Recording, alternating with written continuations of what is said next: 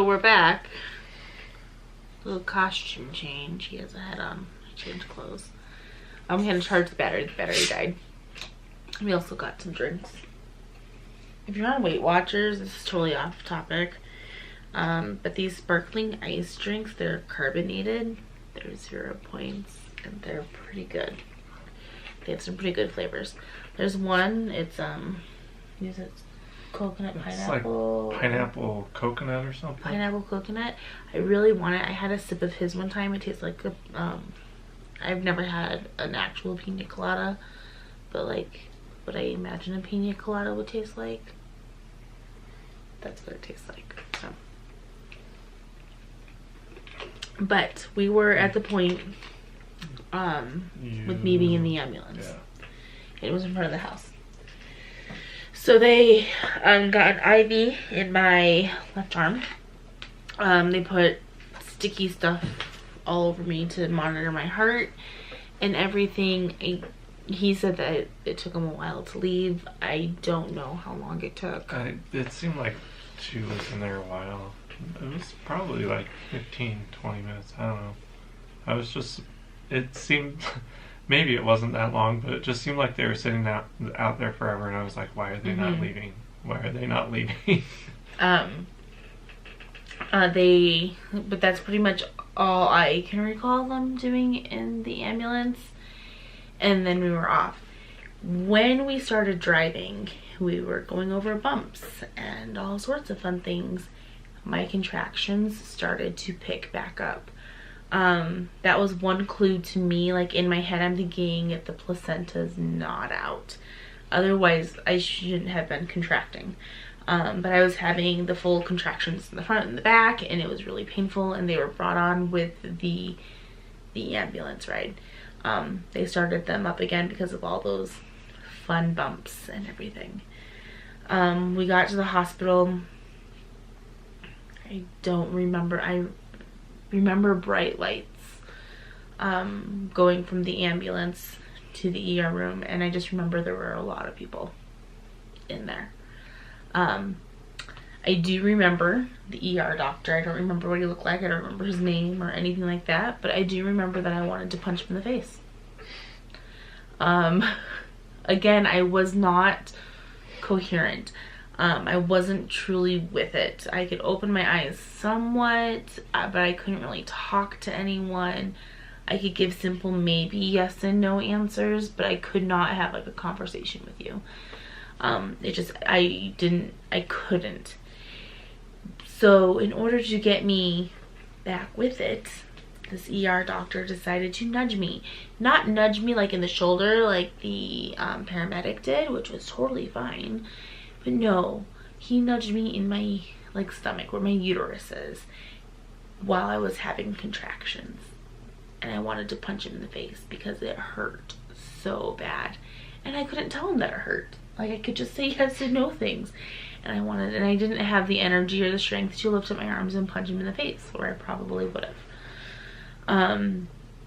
But they were I remember that they were kind of pushing on my stomach, the nurses, and they apologized. And I knew that they had to do that to try to see if the placenta was coming out, to see the bleeding, and everything like that. They had to get an ultrasound machine, 2 of them, one of them to put an IV in my other arm. And they put like pads under me to measure my bleeding. I just remember the contractions were so awful, and I asked them if I could sit up because the back labor was so bad. And so they like moved me to sit up, and that's when things kind of went to hell. My blood pressure started dropping. It was going into like the low 60s and stuff like that. And so then they had to tilt me backwards so that my head was facing down and my feet were up to get the blood flow back to my heart and to get my blood pressure under more stable and everything. And they realized then, I think at that moment, that there was something wrong, like I was losing too much blood. They did note that I didn't lose a ton of blood at the hospital, but they knew I must have lost a ton at home because of my blood pressure kept plummeting, and they weren't able to get it to stabilize very well. A man came in to do an ultrasound to look in my uterus, and I think they told Chris it just looked like a hot mess in there. Like there was just tons of stuff in there. They didn't really tell me anything. Yeah. I remember at one point they came in and said that my husband was on the phone, and I'll let Chris kind of talk about this, and asked if they could talk to him, and I just said yes. They might have given you information that I don't. What information did they give you that first time? They didn't give me a whole lot. So, like I said, probably about an hour after the ambulance called, I called the ER because I didn't know what was going on. And I talked to, I think it was the ER doctor, talked to someone, and they said that she was about to go in for an ultrasound, or they were doing an ultrasound, and they could just see a bunch of like clots and not really see like a whole lot. Because I think I had asked them if they could tell if the placenta had been delivered or whatever yet, and he said that's why they were doing the ultrasound. And I know I did ask them if she was coherent, because that, like I said, that was my major concern when she left, was that like she wasn't with it at all. And he said that she was a little bit more responsive, but not a lot. And I think at that time they did tell me that she was, maybe not. I'm trying to remember how many times I called. I'm trying to remember if they told me that time that she was about to go in to surgery or not. I don't think it was that time. I don't think so. And I don't know if they had told me yet then if they were going to give you a blood transfusion. They might have. I don't remember now. Yeah, it all kind of jumbled together. So like I said, I was on an incline down. They did the ultrasound, which I had a contraction the entire time during the ultrasound. And they left, the nurse came in, I started screaming. It was so bad. They had not given me anything for pain or anything like that. There was no medication given to me at this time, and I was in so much pain. They just kept giving me a bunch of IV fluids and stuff like that. They did realize that they needed to do a blood transfusion, and then the OB came in, and he was a lot nicer than the ER doctor. And he talked to me. I still wasn't very coherent or anything, but he tried to explain to me everything that was going to happen. And then everything just started kind of happening. The nurses came in with a thing of blood, and they started me on a blood transfusion. They had me sign papers, which that's really, I found it funny that they had me sign. I knew they had to have me sign papers, but I could barely move my arms. And so I think it was like scribbles that I just did, and they called it good because I couldn't sign my name. Right after they started the blood transfusion, they brought me to the OR because I had to have an emergency surgery, because they decided that they needed to get everything out, and so they were gonna have to do a D&C. I learned D&C stands for two things. D is dilation and C is something else. I can't remember what it is, but he did tell me that I was already dilated, so they didn't have to dilate me any. So they were just pretty much doing the C part, which was clearing everything out pretty much. And I'm pretty sure they called Chris before I went in to let him know what was going on. I'm not entirely sure of all the phone calls. They told me I was only going to be in there for an hour, or no, they told me 40 minutes. It was only supposed to take 40 minutes. But I remember them wheeling me in there and getting me on the table, and the anesthesiologist had me sign papers and stuff again, scribbles. And then he gave me some medication to go to sleep, and I have to say he became my best friend at that moment. Like I said, I was in so much pain, you guys. I was in shock from losing my baby. I was devastated from losing my baby, and then all of a sudden I was in all this pain and I'm losing all this blood, and my husband wasn't with me, and I was scared and everything like that, and I hadn't slept. Like, I had not slept yet, and by this time it was, I don't know, 4, 5 in the morning. I'm not even sure. I remember looking at the clock and seeing times, but I don't remember the times. And he gave me the medication, and I remember he's like, you're gonna go to sleep now, and I was just kind of looking around. I'm like, what if this doesn't work? What if I don't fall asleep? What if I have to do this while I'm awake? And just all these things going through my mind, and then I was out. So I'll let you. Yeah, I think I must have called again, because I know I talked to the doctor right before Amy went in for the surgery. So I must have called again, or maybe they called me. I don't know. It seemed like I did more calling of them than they called me, and that was kind of frustrating me. But I know I did talk to them right before they went in, because they said she's about to go in for surgery. We have to go in and clear out, because she hadn't passed the placenta. And then they didn't tell me how long the surgery was going to be for. So, and I asked them, I was like, can you please call me after the surgery's done, let me know how it went, and they said, yeah, they did that. So, I think I probably waited, I don't know, it seemed like a long time. It was more than an hour. I think it was like an hour and 15 minutes, hour and 20 minutes. Because I was at the point where I was almost about to call them, because I hadn't heard from them. When they finally called me and they said, the surgery went well, she's recovering, and, and everything's going fine. I think at that time they had told me that they did give her a blood transfusion. But yeah, I think by that time it was like maybe 6 in the morning.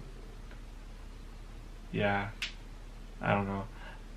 I know it was like early morning, because our 9-year-old usually wakes up anywhere between like 4 and 6. Mm-hmm. And he had come out at about, I think it was around like 5:30. He came out and saw me on the couch and was just kind of like, what are you doing sitting out here? Because usually I'm not sitting on the couch when he wakes up. I'm in bed asleep. So I kind of had told him what went on during the morning or during the night. And that kind of worried me on, like, and one thing I that told constantly him, worried was my kids. Because my oldest is autistic, and he saw my mom die. Like, he saw me doing CPR on my mom, and I didn't want him to be traumatized. And so that was one big worry with my 4-year-old, is because that's the same age that my oldest was when he saw me doing CPR on my mom, is that he's going to carry this memory and this trauma with him the rest of his life. Because my oldest son does remember, and so I was worried about my kids too, like just them being scared for me, kind of a thing. Yeah. So I told him what had gone on, not like in detail. He knew that Amy had the miscarriage on Wednesday, and I kind of explained to him the baby still had to come out, and I told him that that happened, but that there was a lot of bleeding, and that Amy ended up having to go to the hospital. I told him that she was going to be fine, and that the doctors were taking care of her, and everything was going to be okay. And I don't want to say he was content with that, but he was kind of like, okay. So after surgery, they brought me into another room. Again, I just remember bright lights. This room had like the nurse from the OR and another person. It was like a post-op room, The other person gave me a shot in my leg to like help stop the bleeding, so I guess I was still bleeding at that point because they finally gave me like a shot to stop bleeding. And then they were just doing a bunch of vitals. I think they changed my gown. They're just doing a bunch of things, and before they could take me to the surgical recovery room. I was only in that room for maybe 30 minutes or so before I ended up going to the recovery room. And by the time I got to the recovery room, I think it was like 7 or so in the morning. And so I thought that the surgery went like a lot longer because I guess it took me a while to wake up. Which I still wasn't fully awake. It was very off and on.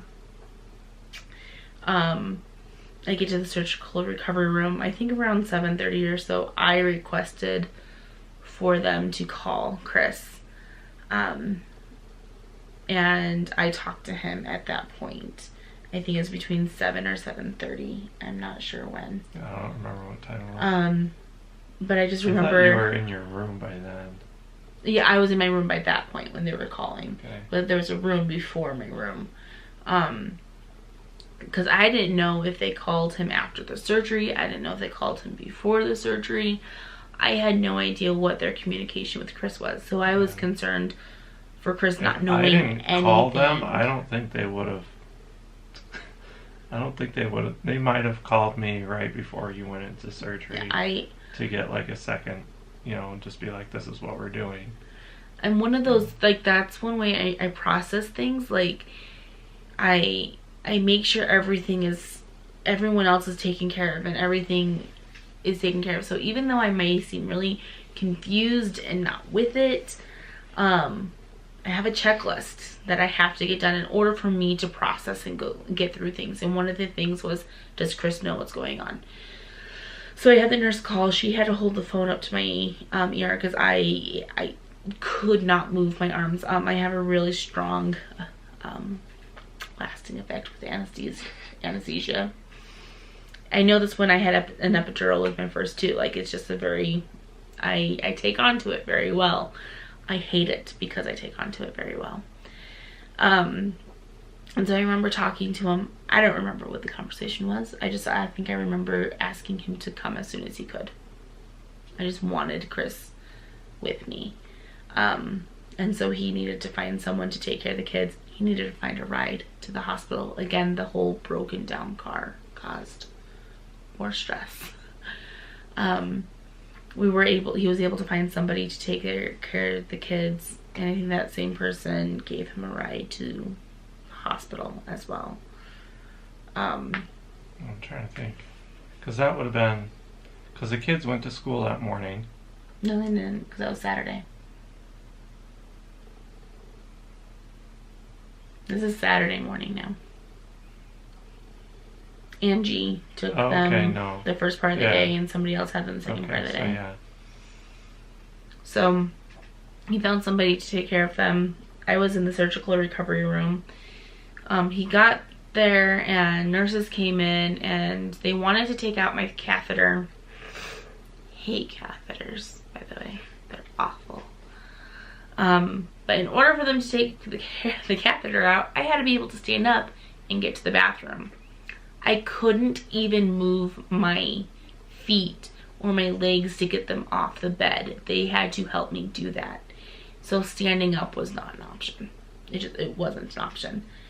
And I knew at that point that if I couldn't move, they were not going to let me go. And I wanted to go home. It was a bad choice. And you'll find out why later, but it was a bad choice. But my nose itches, you guys, I'm sorry. I wanted to go home. I wanted to be with my kids. I didn't want to be in the hospital alone overnight because I knew I was going to have to be alone overnight if I were to stay. I wanted to go home. And so all day I first worked on moving my toes, and then I worked on moving my feet, and then I worked on being able to raise my legs so that my knees would bend. And it took so much effort It probably wasn't do this. until like around lunchtime Mm-hmm. that she could still like hold a normal conversation. Like she was still out of it. Yeah. Like, and like she said, she takes a long time to come out of anesthesia. So like, yeah, it probably wasn't until around lunchtime that she could like actually hold a conversation. Yeah. And not, I don't think I said anything crazy though. no, or she funny didn't say or anything like crazy. that. It was still just like that kind of, I'm not all the way with it. Yeah. So it took me it was a lot of hard work for me to finally be able to move. And finally, they came in and they told me it was probably around 3 or so. They said, Yeah. they came in and they're like, so we don't think you're gonna go home tonight because you have to be able to walk around and stuff like that. And I flat out told them, like, I'm ready. I'm like, let's get me to the bathroom. Like, I'm ready to go. And I'm being monitored this entire time. So, like, any small movement that I made, my heart rate would go up. Yeah, her heart Like- rate was still above, it was above 100. I think if it went above 130, it would start beeping, but it was like around 120 the whole time. And any small Her- thing I did. Her blood it- pressure was still, it was still high, but not high enough for them to be concerned about. At least it wasn't low. I think that's what they were. And she was on Concerning people. oxygen the entire time. Yeah, I was on oxygen. And that was to kind of help with just everything. And so I was able to get my legs off the bed very slowly. I was able to stand up very slowly. I was dizzy when I stood up. I did not tell them I was dizzy because, like I said, I wanted to go home. They did take the catheter out. I went to the bathroom and then I went back in bed. A little bit later, they had me get up and we went for a walk. And I had Chris on one side of me and a nurse on the other side of me. And we went to like this exit door. I would say it was maybe, It was like maybe 25 yards. yeah, maybe, if even that. Dizzy the entire time. But I wasn't going to tell the nurse that because I wanted to go home. And so we made it to the door. I made it back. I went in bed. And I remember them putting everything on and my heart rate was super high. And Chris is like, what'd you do? Like, run a marathon? I'm like, it felt like it. Like, I was so weak, you guys. I had lost so much blood. Right now, I'm still considered anemic. You can probably tell I'm super pale. I'm always pale, but I'm even paler because I've lost so much blood and I have to build that supply back up. And so I was weak. I was not with it. But because I did that walk, they let me go home. It was so funny because the whole day I was calling her Flash, like in the movies Utopia. Okay. Okay. So I kept teasing Amy that she was moving like a sloth. Because like anytime she'd try and move her arms, she'd be like It's like- really slow. She could barely do it. And I was like shaking when I'm doing it, and it was So I was calling her Flash, not like, being sarcastic Flash like the superhero, but Flash like the character Sloth from from Zootopia. Zootopia. I was like, whoa, slow down there, Flash. Yeah, he was teasing me. But I was able to go home and around 6 o'clock that night. And so I went home and they told me that there were stipulations, like, if you start bleeding through a pad more than once an hour, you need to come back. If you get a fever, you could be, because I had a high risk of an infection because I had a surgery, DNC, and I had a blood transfusion. And so I was on a high risk of infections. And so if I got a fever of over 101 or so. No, it was... Maybe 102. I don't It was remember. like 103. Well, one paper said 101. It The other was like paper different said things. 103. But I was supposed to come back because it could have been an infection. And I'm like, whatever, I'm not gonna get a fever. I'm gonna be all good. I'm gonna go home. I'm gonna sleep, because I did not like sleeping in the hospital, because you don't sleep in a hospital because they're poking you and prodding you. They come in every hour and you don't sleep in a do hospital. your vitals. And so I was so excited to go home. So I went home and I slept. I was so tired. I just slept. So then Sunday comes around and I'm really slow. Chris has to help me get to the bathroom. I can't walk on my own. She hadn't had any bleeding, like, so once she was in the hospital room, spotting, it was very light. At home, like, she had hardly any bleeding. But I was still really weak and I couldn't move very well. We had somebody from our church come over on Sunday to talk to us about bringing meals over, because it was just, everything was really traumatic and very hectic, and they were trying to help us. She offered a walker and I laughingly told her, no, I'll be fine. I just need to get my energy back and stuff like that. Well, we were also told she wasn't allowed to walk anywhere without my help, so for at least a few days. And then I could slowly do things on my own.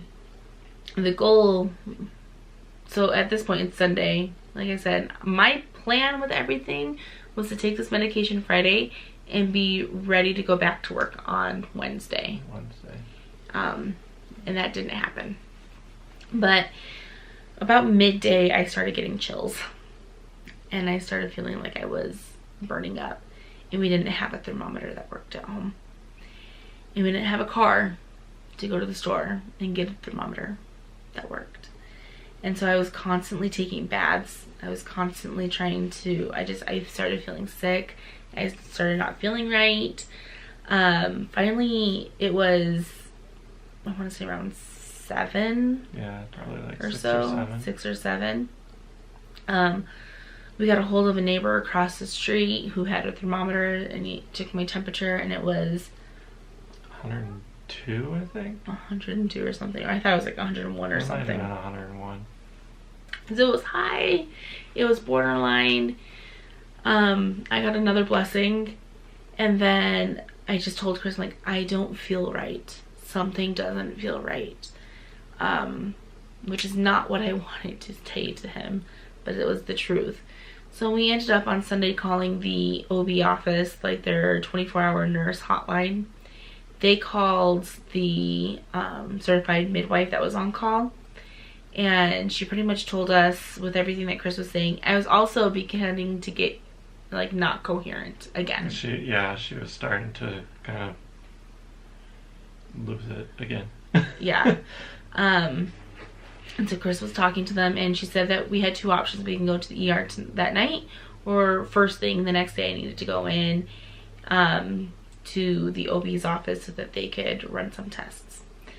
And the nurse midwife I had talked to on the phone was the same one that had seen her after the surgery. After the surgery that I had talked to on Saturday. Yeah. So she was kind of familiar of what was going on. We decided to go to the ER. Problem, no car. Again, the stress of the car added so much to this. And we have 3 kids. And the 3 kids that we need to now find a place for them to go. Because this time I wasn't going by myself, and I wasn't taking an ambulance. Our neighbors across the street ended up taking our boys, and they spent the night at their house. And the same friend that watched our kids and gave me the ride to the pharmacy and all these other things, like an amazing woman, she ended up giving us a ride to the ER. By the time I got to the ER and we got back in the room and they took my temperature, it was over 104 degrees. I felt like I was dying. They flat out said that I would probably feel like I was dying. Yeah. Because it was so high of a temperature. I wasn't allowed to drink anything, which sucked, and my lips were like all chapped, and like just, I was breathing, my breathing was like really shallow and fast. Yeah, which was one of the reasons why we ended up calling the OB office. It's because, I was having a hard time She breathing. was having a hard time breathing. That was the main concern of why we called. It's because she had a fever, but her breathing was really shallow. And it was really hard. It was labored. I was having a hard time breathing. They gave me, they had ran the ultrasound machine to get an IV in me. And then they started pumping me full of fluids, constantly full of fluids. And they gave me some Tylenol through an IV to try to bring down my fever. We talked to the doctor there and told him, you know, everything that had happened very early Saturday morning and stuff. And I told him, it was like, you know, this is what has gone on. And it was like, we don't know if it's an infection from the blood transfusion or from the operation, or from or if she's just sick. Like, and we told him, you know, we told the ER doctor that came in briefly, you know, they told us either to bring her in tonight or wait tomorrow morning. He was like, you made a really good decision to bring her in tonight. And then that's when we found out that the H1N1 swine flu had been going around again, and they're like, so, you know, it could be that, or she could have an infection. Flu, like, but we've been treating people all night for the flu. So their first thing was to do a nose swab thing and get me tested for the flu, which I ended up having influenza A, type A. On top of everything else, I got the flu, you guys. Oh my gosh, it was like a weekend from hell. It really was. But because she already had a compromised immune system from the loss of blood and everything, it was a lot worse than getting the flu. So they started me on Tamiflu. At this point, because of all the fluids that they pumped me full of on Saturday, it was now making me have to pee constantly as well. And so I was needing help getting to, I couldn't even make it to a bathroom. They had to bring in like a commode thing, and I had to go to the bathroom like every 30 minutes. I felt like it was a lot, and it wasn't a little, like I had to pee a lot because of all of these fluids. Sorry if it's TMI, but this is what happened, you guys. And then the doctor came in and they're like, you know, we feel like we need to keep you. We need to admit you into our medical.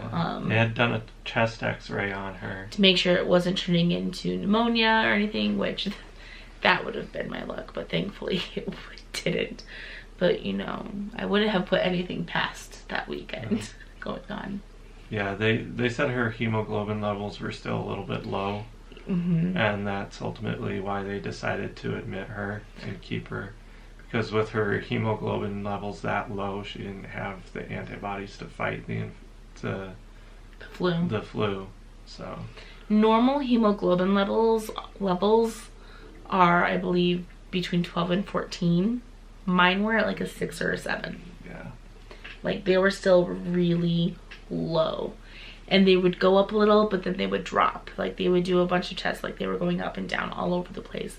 I wasn't able to stabilize them because of everything that my body was trying to fight and do. And so they decided to admit me into a medical care unit place in the hospital. So I went up there.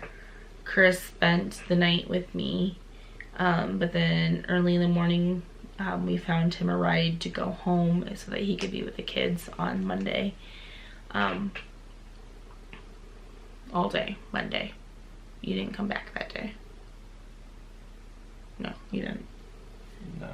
Yeah. So he went home and he didn't come back. And so I was in the hospital by myself. I was calling him and giving him updates, and I was getting frustrated, honestly. Like, so I had a doctor, and then like it's a teaching hospital because it's like right by a university. And so there was like a student doctor that was with him. And so the student doctor came in and he totally understood why I was there. He told me that it was a pipe dream for me to go home that day. So like that was not going to happen. And told me like pretty much the stipulations for me to go home. Then I needed to be up and walking around. That I needed to be coherent because I still kind of wasn't coherent. Like all these different things. And he was just saying, you know, it's in my hemoglobin levels needed to go up. They couldn't stay as low as they were before they let me go home. And so, like he said, there's a lot of things that needed to happen in order for me to go home. I was there for the flu, but I was there for so many other reasons. Like, the flu is what admitted me, but there's all the stuff from Saturday is what kept me in the hospital. And he understood that, and so this is what he told me. Well, then the actual doctor came in after him, and I remember calling Chris after the student doctor came and told him everything. And then the doctor came in and he goes, I don't know why they admitted you. And I'm like, what do you mean you don't know why they admitted me? I'm like, do you not? And then every time she'd get like a new nurse, like on shift change, the nurse would be going through things. She's like, she's having heavy bleeding. She's like, I'm not bleeding anymore. Yeah, they're like, it's heavy bleeding. I'm like, I'm barely spotting. I still couldn't get to the bathroom by myself. I was a fall risk, and so I had to call people to help me get to the bathroom and everywhere. They finally had me get up and walk, and this is where it hit me that I was not going home on Monday, because it was Monday morning at this point. They had me walk, and so they get me up to walk, and I had a walker.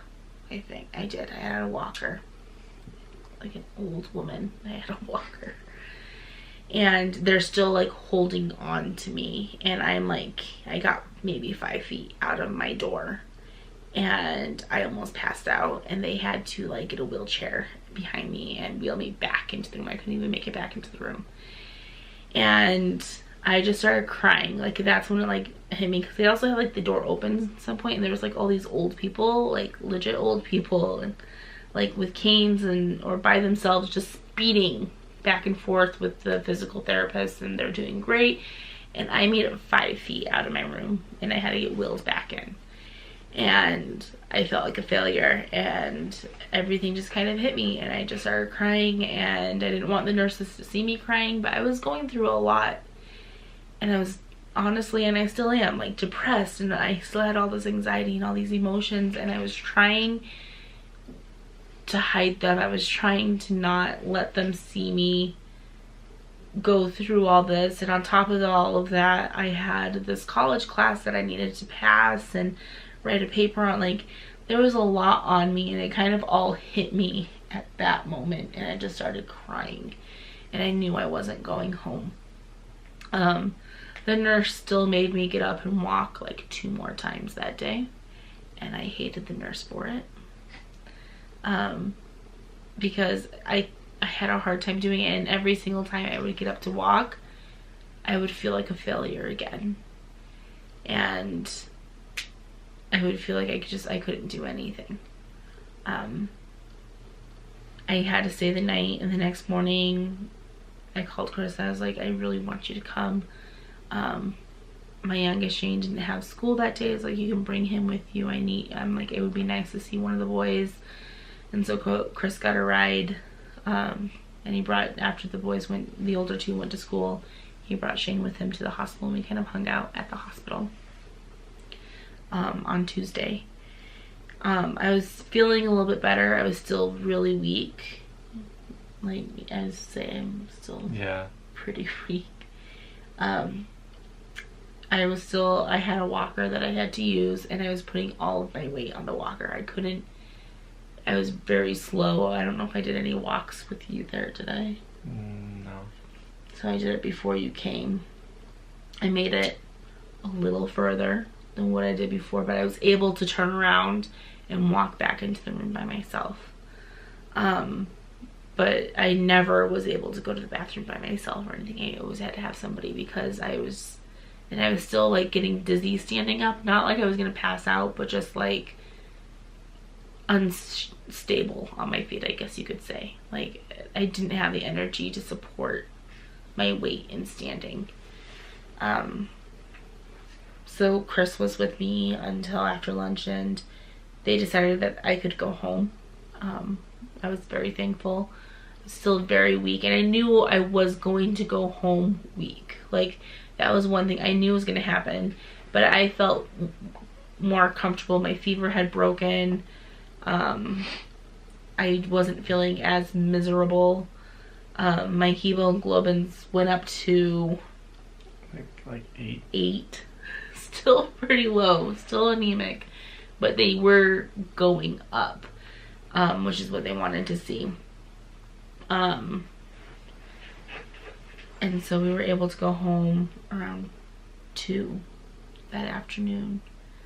Was it? Yeah. Around Yeah, 2. because it was before the boys got home Yeah. from school. So we were able to go home.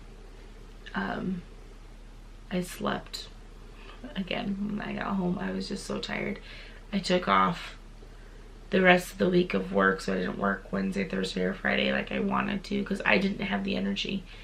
Somebody let us borrow a walker, and I would use the walker around the house for a little bit. So yeah, that was Tuesday. That was Tuesday. It all really just kind of ran together. Like, And it was, then our 4-year-old got sick. yeah. And then Wednesday, our 4-year-olds got the flu. A couple days later, And then like our 7-year-old got the Friday. flu. And then a few days after that, our 9-year-old got the flu. We did end up fixing the car, though. So we ended up spending all weekend with Sick kids. 3 boys sick. And Spent all night me nervous of Sunday. spending time with them, that I was going to catch something again or just Yep. not recover as fast as I should. Like I said, we were able to fix. Somebody came Spent over on Sunday. Sunday night, we spent almost all afternoon Sunday night fixing the car. Somebody came over from our church It to finally help got completely fixed on Monday Monday night. And So- I went back to work that Monday after all of this The happened. boys were still stayed home that day, sick Monday. but they didn't go to school Monday or Tuesday. Or Tuesday, yeah.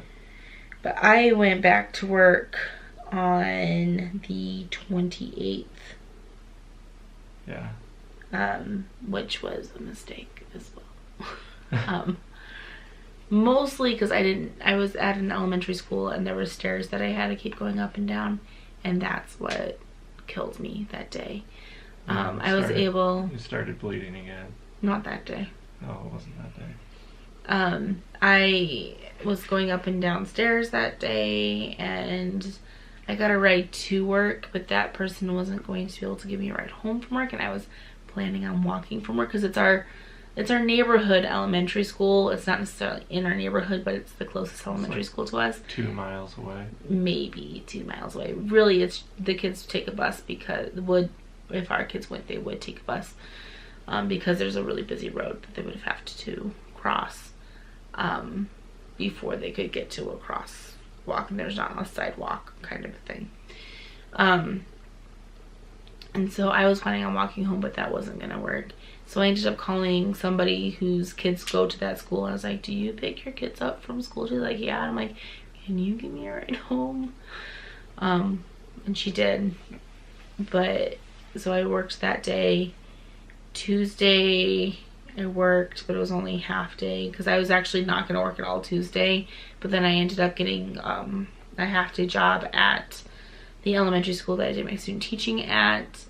And I kind of, I wanted to go back for that half day just to escape the house. I was trying to just get a normal life back. And honestly, my bedroom right now carries a lot of trauma. Like, I look around and I can see all the places where things happened and stuff like that. It was hard on Tuesday. Mostly, I did first grade. That's a different story. I'm not gonna go into that. They were crazy. But I went in early so I could work on my portfolio, which I'm thankful I did that because I think that's why I was able to finish school. Was because I went in early and I sat in their staff lounge and I just worked on stuff. And there were some teachers that came up and asked me how I was doing. They didn't know what had happened, and so I briefly just told them, that the baby was gone and stuff, and they were very sad. And I did have a few of my students see me in the hallway, and they ran up and they asked me how the baby was doing, and I broke it to them that the baby was gone, which that's what made me most nervous about everything. because I didn't want to upset my students. But I did tell them, and I was like, but I'm gonna be okay. I have not told anybody that I am okay, because honestly I'm not. I'm still not. My response to everyone is I will be okay, because one day I will be. It'll take a long time, but I will be. But like I said, the first graders were awful. Just, they were awful. Wednesday I was at a high school, and my bleeding had stopped pretty much when I left the hospital on Saturday, even. Like, very, very minimal bleeding Sunday and Monday, and it was like done on Tuesday. So last Wednesday I went to a high school, and all of a sudden I was bleeding, and it was a lot of bleeding. And I had nothing with me, which was awful. So I pretty much sat all day so that I wouldn't like get up, because getting up and down was causing more bleeding to happen. And so when I got home I took a shower and everything, but my bleeding started up again, and then it stopped on Thursday. It was light on Thursday, stopped on Friday, started again on Saturday. It's gone today, but who knows, tomorrow it might be back. But that's kind of like where everything is, just emotionally, so you guys know I'm not okay. And like I said, I'm gonna be honest with this. I don't know how you feel, but I'm not okay. One day I will be, but right now I'm not. There's moments like Friday night I was sitting in bed and I just started crying, and I'm sure my husband knows I was. We were going to sleep and I just started crying because it all just hit me again. That I had lost a baby. I had lost my baby boy, and his name is John. I lost my John, my little Johnny boy. And it was very devastating. Saturday we went to a baptism, and this is kind of really off topic, but my dad was in town. He lives in the Chicagoland area, and he was in town for the baptism of my nephew, and when kids turn 8. When kids turn 8, they are able to get baptized in our church, and so my dad was in town for that. And like I said before, my mom passed away years ago, about 5 years ago or so. But in big family moments like that, like special moments like that, you can feel my mom is there. I don't know if you felt it, but I was sitting next to my dad, and it was after the actual baptism took place. And we were sitting there, and my mom was there.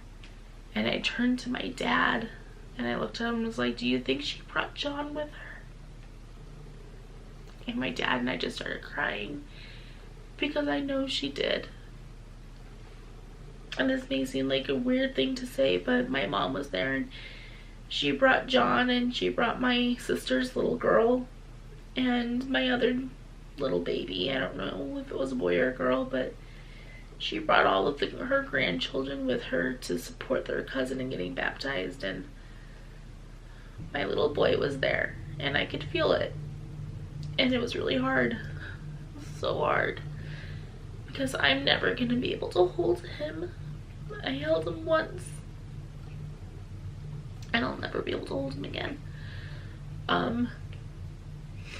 Something I didn't bring up is I did have a doctor's appointment the Friday before I went back to work at the OB's office. Is that what it was? Friday?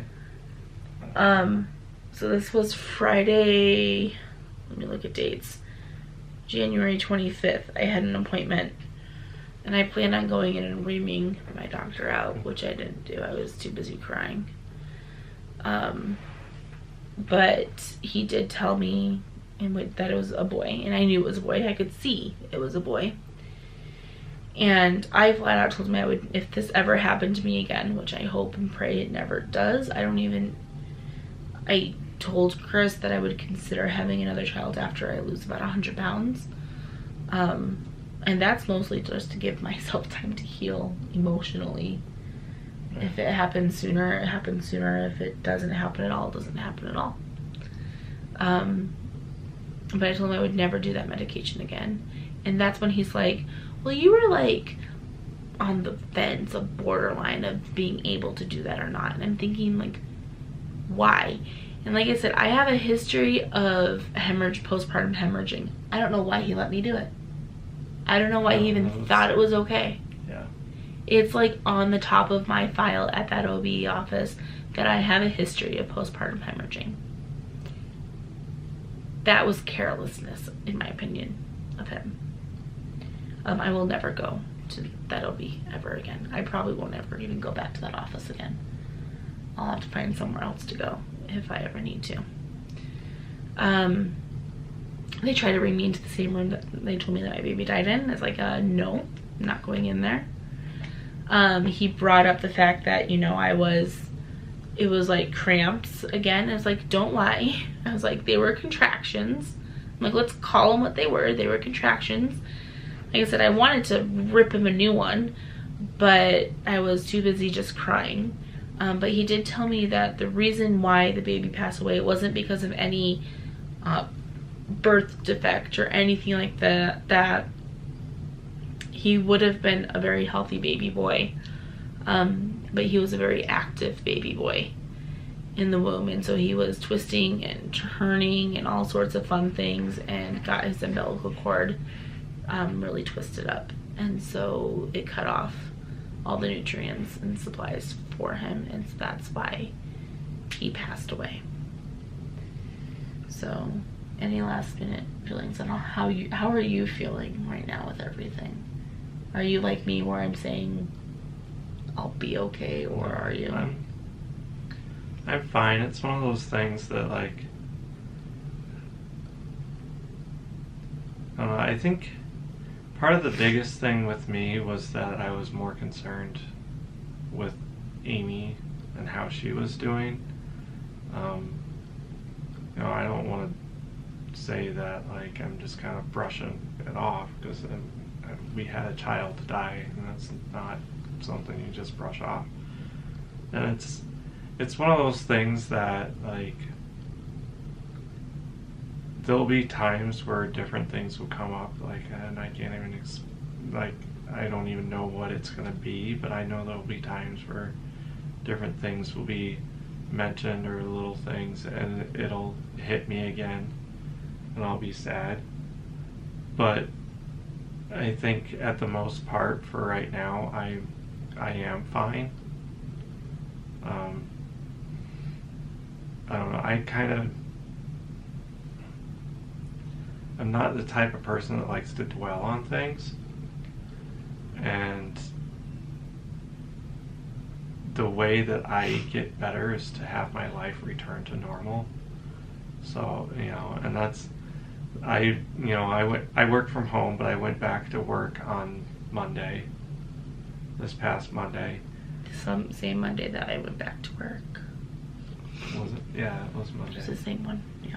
And, you know, a couple of people who I'm close with at work asked, you know, how I was doing. Obviously, everyone on my team at work knew that Amy was in the hospital and that we had lost the baby. And I told them, it was like, I'm just ready for my life to get back to normal, as much as, you know, life can be normal. And they understood that, because, you know, I didn't want to sit around and dwell on things, and I was ready to, you know, just try and, you know, make my life have sense to it again, after all the chaos. Which is why it was so hard. Today we went to church for the first time since everything happened, and I think that's why it was the hardest. Is you're trying to get your life back to normal.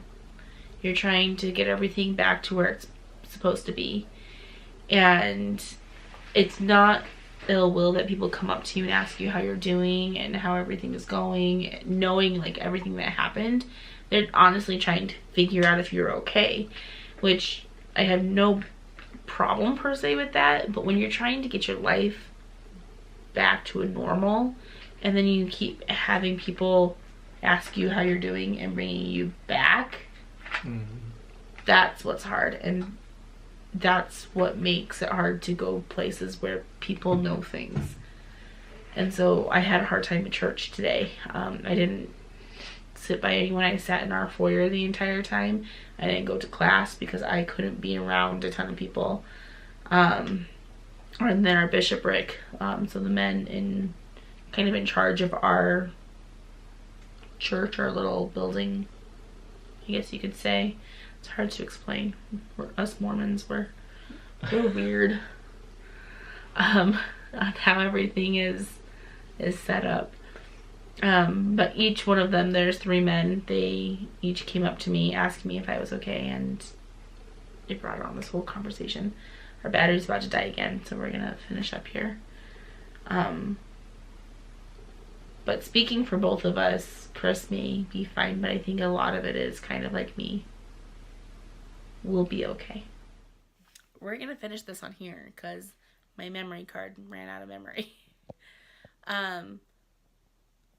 We're gonna be okay. Chris may be feeling more fine than I am, but we will be okay. It's gonna be something that hits us every once in a while. It's something that I hope no one ever has to go through. I know that it will happen to other people, but I wish it didn't have to happen to anyone else because it's hard.